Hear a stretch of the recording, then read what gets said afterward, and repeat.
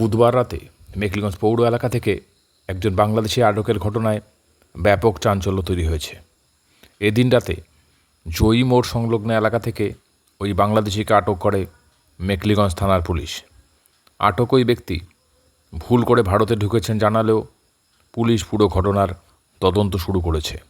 স্থানীয়দের প্রশ্নের উত্তরে আটক ওই বাংলাদেশি কী বললেন শুনুন জয়ী নিউজে।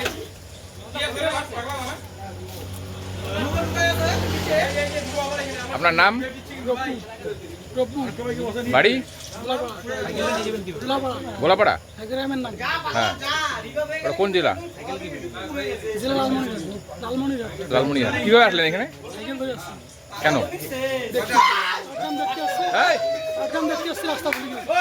ভুল করে পাটগ্রাম দেখতে এখানে?